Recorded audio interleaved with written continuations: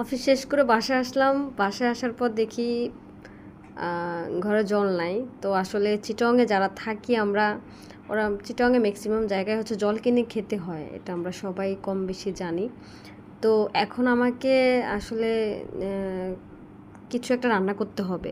এখানে আমি আসলে নিয়ে নিলাম মিস্টার নুডলস। আসলে আমরা সবাই জানি শর্টকাট খাওয়ার জন্য আমাদের এটাই আসলে কাজে আসে।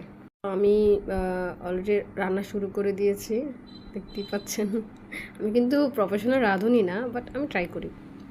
আমার যেহেতু আমি একা, সো আমার জন্য আমি একটাই নিয়ে নিচ্ছি। তো এদিকে আসলে পেঁয়াজ, রসুন, তারপর হচ্ছে কাঁচা লঙ্কা দিয়ে আমি একটু নাড়াচাড়া করে নিচ্ছি।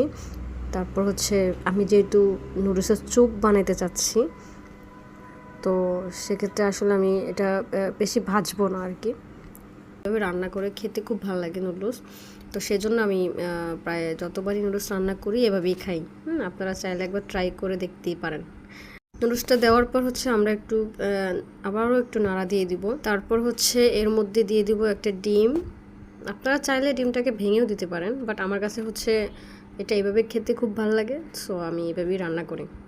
আর এটা বেশি একটা নাড়া দিব না আমি, যেহেতু আমি ডিমটাকে গোটাই রাখার ট্রাই করতেছি। এই স্যুপটা আসলে আমি তেমন মশলা ইউজ করি না, শুধু মরিচ, পেঁয়াজ, কাঁচামরিচ, রসুন, এতটুকুই। কারণ আমার কাছে আসলে স্যুপটা নর্মালি খেতে ইচ্ছা করে, কোনো মশলা ভালো লাগে না। আপনারা চাইলে আপনাদের সবজিও দিতে পারেন, সসও দিতে পারেন, হোয়াট এভার।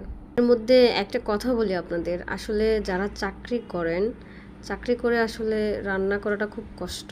খাবার রেডি, এখন দেখেন আমি কিভাবে খাই।